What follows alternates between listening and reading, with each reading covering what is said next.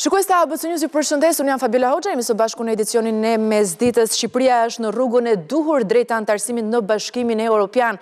Presidentja e Komisionit Evropian i bëri këto deklarata në një konferencë të përbashkët për shtyp me kryeministrin Edi Rama pas takimit që ajo zhvilloi në kryeministri me kryeministrin Rama në kuadër të forumit të investimit të Bashkimi Evropian Ballkani Perëndimor. Do të flasim pikërisht për këtë, për të ndalur në pikat më kyçe dhe më kryesore, qoftë të konferencës, por edhe të gjithë forumit, me kolegen Greta Bullari.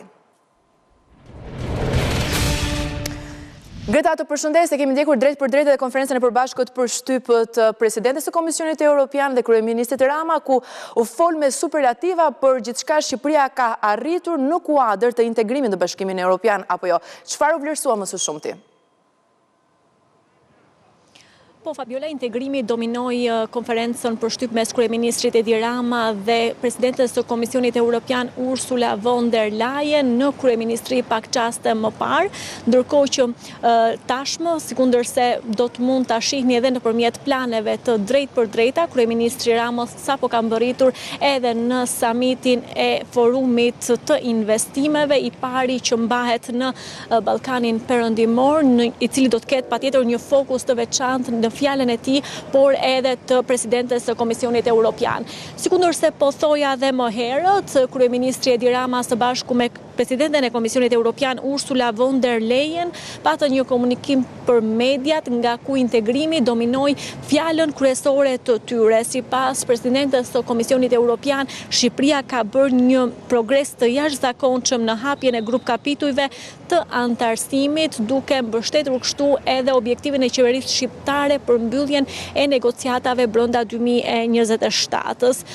Në fakt, presidentja e Komisionit Evropian tha se Shqipëria ndodhet me fat që është në mes të Europës dhe ka edhe mbështetjen e plot të Bashkimit Evropian. Sipas saj, gjithë procesi i integrimit është një proces i cili bazohet mbi merit dhe duke vlerësuar kështu edhe progresin që Shqipëria ka bërë sa i përket përmbushjes së reformave, ndërkohë që nga ana tij në fakt edhe zoti Rama u shpreh optimist për ambicien e qeverisë shqiptare për 2027, pasi sipas tij i gjithë ky plan është i dakordsuar me Komisionin Evropian, me presidenten e Komisionit Evropian, po aq edhe me Komisionerin për zgjerimin Marta Kos, në mënyrë që Shqipëria po themi të bëhet bashkë përsa i përket antarësimit. Jemi në fakt edhe në pritje të presidentes të Komisionit Evropian Ursula von der Leyen. Dhe sa të mbërri Ursula von der Leyen, Greta, ja ku jemi në këtë pamje të drejt për drejta, në fakt do të lançojë në këtë moment edhe një pjesë nga konferenca, megjithatë le ta transmetojmë drejt për drejt mbërritjen në ambient të ku do të zhvillohet edhe forumi i investimeve Bashkimi Evropian Ballkani Perëndimor, i cili do të mbahet në Pallatin e Kongreseve sot edhe nesër. Këto janë pamje të drejt për drejta përpara se të po Greta.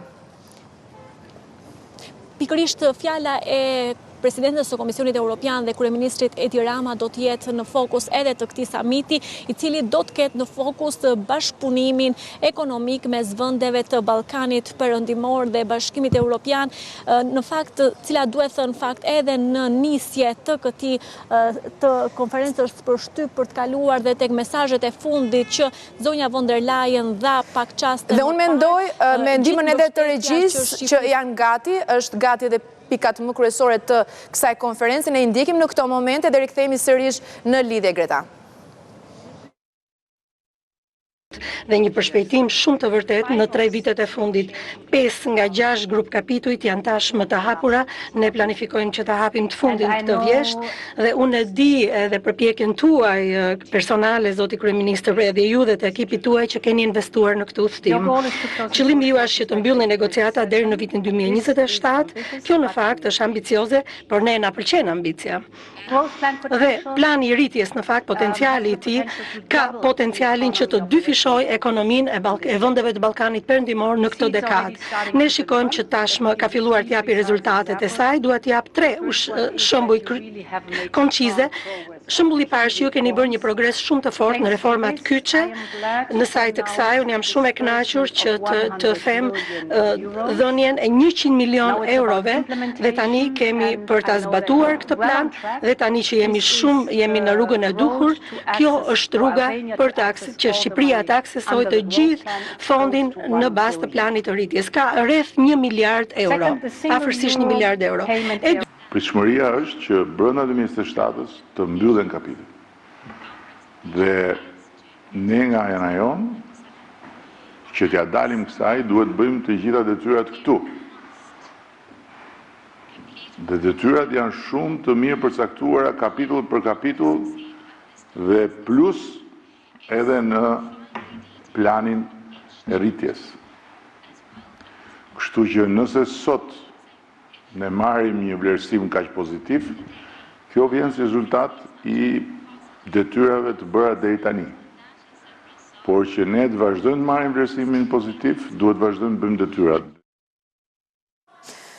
Greta, ndërkaq e ndoqim edhe një herë tjetër një pjesë të fjalës në këtë konferencë të përbashkët, ku padyshim që në këtë konferencë u vëtheksit tek arritjet e Shqipërisë, megjithatë të tjera tema, le të themi, do të diskutohen në këtë forum, apo jo, i cili pritet të nisë pak çaste më pas. Po, do të nisë fillimisht me fjalën e kryeministrit Edi Rama dhe presidentes së Komisionit Evropian Ursula von der Leyen, dhe më pas do të ketë 2 panele kryesore, në cilat do të flitet fillimisht për panelin e parë, që ka të bëjë pikërisht me mundësitë e investimeve në Ballkanin Perëndimor në kontekstin e ri gjeopolitik, dhe më tej do të ketë edhe një panel të dytë gjatë ditës së sotme për sa i përket investimeve në Ballkanin Perëndimor, si burimi i ri konkurrueshmërisë dhe potencialit të rritjes. Në këto panele do të zhvillohen diskutimet në nivel ministrash, por dhe investitorësh, të cilët marrin pjesë qoftë nga Ballkani Perëndimor, ashtu edhe nga Bashkimi Evropian, ndërkohë që punimet kjo konferencë do t'i mbyll ditën e nesërme me konkluzionet, por edhe me gjetjet qoftë të investitorëve, po aq edhe të vendeve të Ballkanit Perëndimor. Dhe çfarë synohet, Greta, të arrihet në të gjitha vendet e Ballkanit Perëndimor? Me gjitha investimet apo buxhetin e përcaktuar, cili është qëllimi më kryesor, jo vetëm zhvillimi ekonomik, flasim edhe në kontekst politik? Patjetër që ndonse fokusi kryesor i këtij samitit të sotëm do të ketë pikërisht zhvillimi ekonomik dhe ajo çfarë qytetarët shqiptar mund të përfitojnë konkretisht sa i përket investimeve, por dhe projekteve nga ana e Bashkimit Evropian, patjetër që shënon edhe një moment të rëndësishëm politik edhe për Shqipërinë, duke qenë se mbahet pikërisht në Tiranë, është forumi i parë i investimeve mes Ballkanit Perëndimor dhe Bashkimit Evropian, duke konfirmuar kështu edhe një herë tjetër rolin që vetë Shqipëria, Tirana zyrtare, ka përsa i përket vendeve të Ballkanit Perëndimor, po aq edhe angazhimin dhe besueshmërinë që Tirana ka edhe në raport me Bashkimin Evropian, por edhe në raport me Bashkimin Evropian. E kuptoj. Mirë, Greta, ne do të jemi sërish bashkë, do të ndjekim të gjithë forumin drejt për drejt, në fakt sapo të nisë gjithë punimet. Ju ftoj të ndihni radion ABC News në valët 105 FM. Do të përditësoheni me zhvillimet e fundit në 105 FM. Sharjet e përjavshme që ja Marber Maltezi bën gjykatës dhe prokurorëve janë përballur sot nga protesta e një qytetari të thjeshtë. Ai ka ndërprer monologun e të panteurit VIP të dosjes Partizani, duke e kthyer gishtin e akuzës për vjedhje ndaj vjerit të tij Sali Berishës. E ndjekim këtë moment.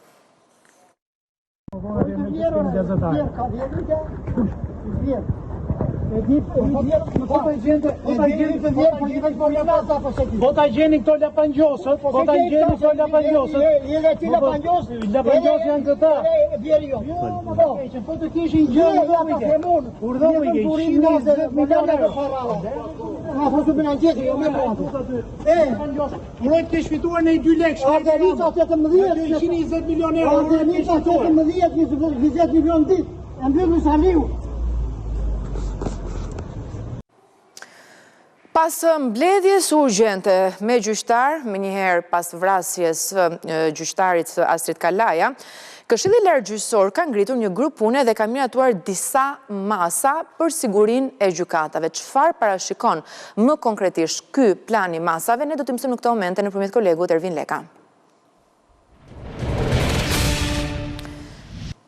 Ervin, të përshëndes, duket se kanë marrë një, nëse mund ta quaj të tillë, një mësim shumë të madh gjykatat pas asaj që ndodhi pak ditë më parë, një ngjarje vërtet e rëndë dhe që tronditi themelet jo vetëm të sistemit të drejtësisë. Sot kemi një plan masash apo jo? Çfarë përfshin? Është një plan paraprak, mund themi, nga Këshilli i Lartë Gjyqësor, pas edhe mbledhjes që organizua disa ditë më parë dhe pas tragjedisë që ndodhi në gjykatën e apelit me vrasjen e gjyqtarit Astrid Kalaja. Në fakt KLG në këtë draft projekt mund ta quajmë apo draft propozim për sa i përket edhe marrjes së masave për shtimin e masave të sigurisë në gjykata, por edhe në prokuroritë e tjera, po ashtu paktën në këto pika mësohet se kërkohen ndërtimin e 8 godinave të reja për që do shërbejnë pra edhe gjykatave ku më thelbësore është ajo e një godinë të re për gjykatën e apelit me jurisdiksion të përgjithshëm, por edhe me gjykatën e shkallës së parë të jurisdiksionit të përgjithshëm këtu në Tiranë në kryeqytet. Pra këtë është një nga kërkesat e shtruara nga KLG, ndërsa një pjesë tjetër bëhet fjalë për sa i përket ruajtjes fizike të godinave, ku theksohet nga ana e Këshillit të Lartë Gjyqësor, pra të KLG-s, se rojet e sigurisë që duhet të jenë brenda ambienteve për sa i përket edhe hyrjes në këto ambiente duhet të jenë të trajnuar nga ana e policisë së shtetit apo duhet të jenë pjesë e policisë së shtetit, pra është një nga pikat që kërkohet nga Këshilli i Lartë Gjyqësor, ndërsa pajisja me skanera, detektor, kamera sigurie dhe pajisje të tjera të sigurisë është një nga pikat e tjera që kanë ngritur Këshilli i Lartë Gjyqësor, ndërsa ndër të tjera bëhet fjalë edhe një bashkëpunim i mundshëm me AKEB dhe institucionin si AMA për sa i përket komenteve dhe atyre se çfarë thuhen për gjyqtarë në rrjetet sociale, kryesisht në mediat online, pra edhe për sa i përket tyre sulmeve. Kto janë disa nga pikat e KLG-s. Edhe presim të zbatojnë. Në fakt, Ervin Leka, të falenderoj për këtë raportim dhe për prezantimin e këtij plani masave të marrë nga KLG. Në këtë moment i rikthehemi edhe një herë tjetër forumit të investimeve BE Ballkani Perëndimor. Kryeministri Edi Rama ka marrë në këtë moment fjalën hapëse. Fati të përbashkët europian që na lidh. Ju lutem, a bashkohuni me mua për t'ju uruar mirëseardhjen sot presidentes së Komisionit Evropian, mikes së dashur të Shqipërisë e të gjithë rajonit ton, Ursula von der Leyen.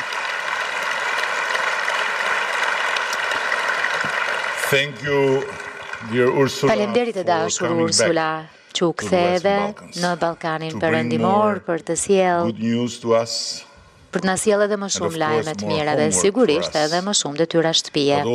Por po kështu edhe për të shijuar më shumë diell, një ushqim më të mirë dhe sigurisht më pak mërzi se sa në fluskën tënde të BE-s në Bruksel. Me lejen tuaj, zonja presidente, dua që t'i bëj një falënderim të veçantë skuadrës suaj për bashkëpunimin e jashtëzakonshëm për ta bërë realitet këtë gjë dhe sidomos drejtorit tuaj të përgjithshëm, Gert Jan, që ndau me ne mendimet e veta të mprehta për dobinë e një konferencë të tillë investimesh midis Bashkimit Evropian dhe Ballkanit Perëndimor, një konferencë që jemi të gatshëm ta kthejmë në një mbledhje të përditshme me një program gjithnjë më ambicioz.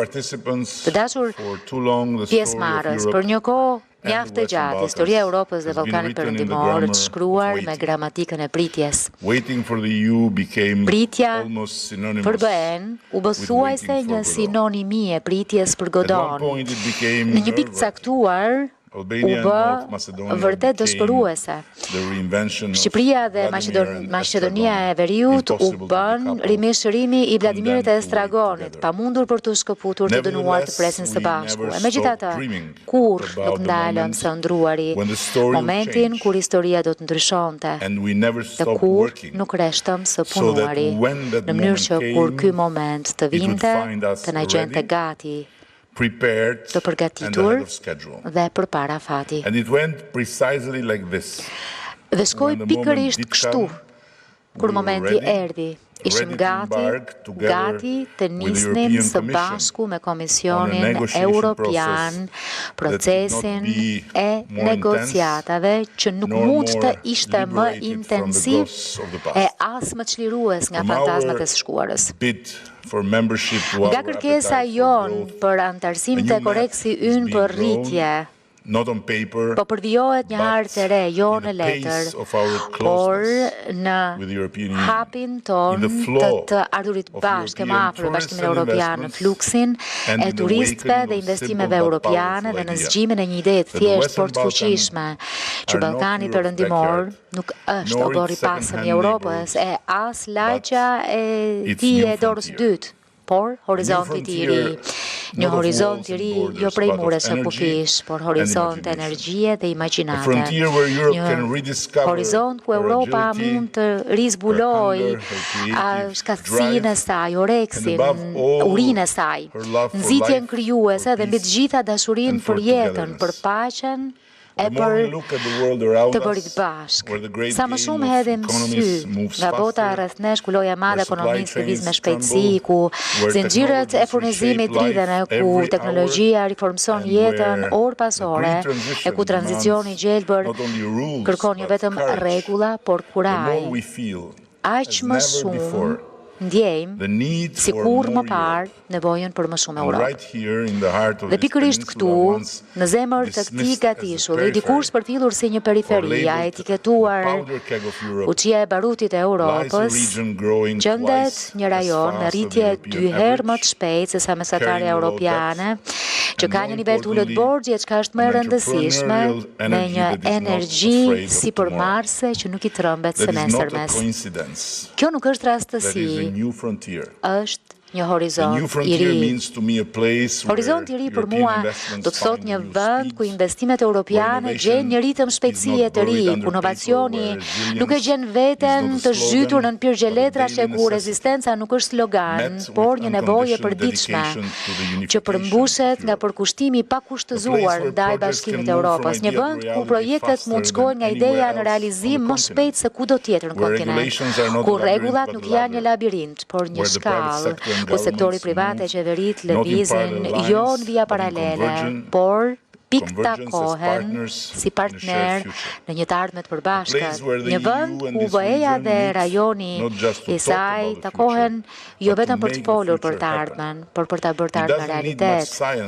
E nuk duhet shumë shkencë, por duhet sa kuraj për të kuptuar se Ballkani Perëndimor mund të bëhet strea amortizuese rregullatore e Europës, laboratori i rezistencës, një hapësirë për të testuar, për të ndërtuar e për të provuar të ardhmen.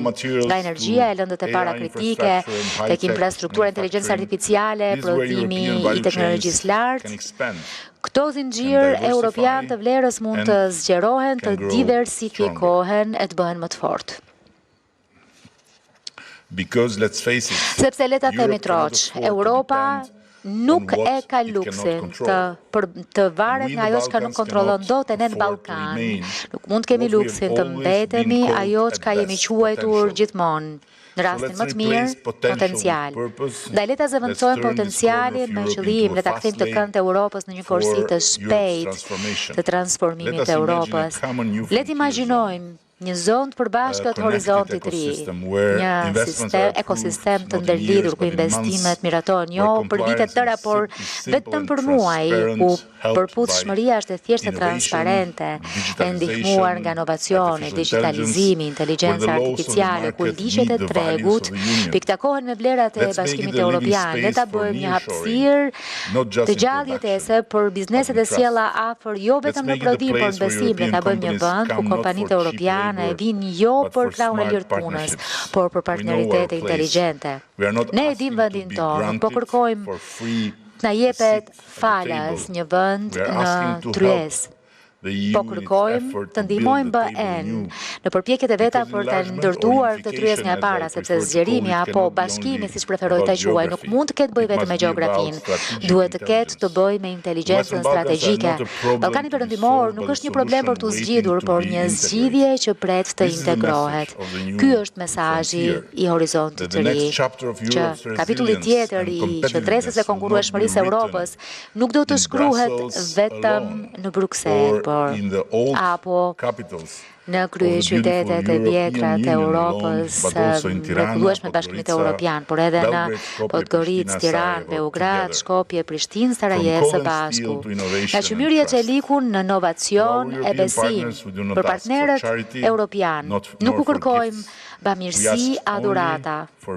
Kërkojmë vetëm vizion, të njëjtin vizion që dikur bashkoi hekurin e Çelikut për krijuar paqe, i cili tashmë mund të bashkojë inovacion e investimin për krijuar qendres, si njëjti vizion që solli më parë bashk kombe si Polonia, Republikën Çeke, Slovakinë, Hungarinë e Sloveninë në Bashkimin Evropian, duke çelur aso kohë një horizont të ri që krijoi një rritje të jashtëzakonshme. Për ta i solli Bashkimit Evropian dividend të tillë që nuk i kish parë për dekada të tëra. Le të përbijojmë së bashku një udhër fyes ku stimujt tanë piktakohen me përparësitë tuaja, ku reformat tona i përgjigjen nevojave tuaja dhe ambicjet tona përputhen me nivelin evropian. Siç thosh Albert Camus, bujaria e vërtet kundrejt së ardhmes është t'i japësh gjithçka së tashmes. Fuqia e Europës nuk do të matet në fundit nga matësia e institucioneve të veta, por nga shtrirja e imagjinatës së saj.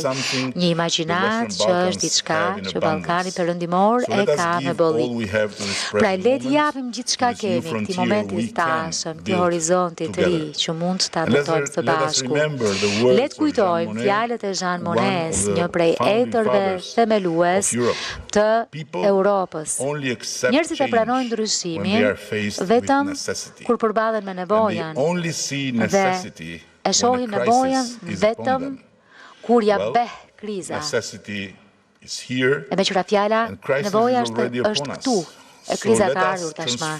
Ndaj le ta transformojmë nevojën në vizion dhe krizën në krijim. Yes.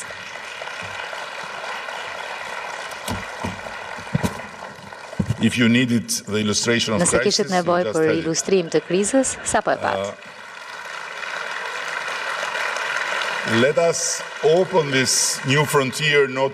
Le ta çelim të horizont të ri, jo vetëm me deklarata, por me vepra. Le ta vërtetojmë që me disa Alpeve e Gjeut ka ende hapësirë për Europën që të rritet, e të bëhet më e urtë, të rritet më shpejt, të bëhet më e lirë. E në këto linja, më lini të citoj presidenten ton Ursula von der Leyen, e cila në fjalën e saj për gjendjen e Bashkimit Evropian e bëri shumë të qartë. Europa do të ecë gjithmonë më mirë kur ne të punojmë së bashku me partnerët tanë, me fëmijët tanë, me ata që ndajnë shpresat e historinë tonë. Kështu që le të punojmë së bashku, jo vetëm për Europën që kemi trashëguar, apo për Europën që kemi ëndruar, por për Europën që ende mund ta imagjinojmë së bashku. Faleminderit. Thank you. Thank you. Thank you to Faleminderit kryeministrit Edi Rama që e çeli këtë forum investimesh të BE-s Ballkanit Perëndimor me këto fjalë që ishin kaq të fuqishme sa që dhe tabela nuk u rezistoi dot. Ra nga podiumi. Një mënyrë fuqishme. Ka nisur zyrtarisht punimet forumi investimeve Bashkimi Evropian Ballkani Perëndimor me fjalën e kryeministrit Edi Rama që sapo ndoqëm drejt për drejt. Ne kështu kemi ardhur në fund të edicionit të mesditës. Unë juftoj të klikoni në webin ton abcnews.al për të gjetur atje të zbardhuar në kohë reale të gjitha zhvillimet më kryesore nga vendi, rajoni dhe bota. Gjithashtu ju mund të na ndiqni edhe në radio në frekuencat 105 FM. Mirë, në vijim do t'jeni me kolegun Nertan Prifti në Sport Center, ndërsa bashkë ndajemi këtu. Faleminderit që na ndiqni.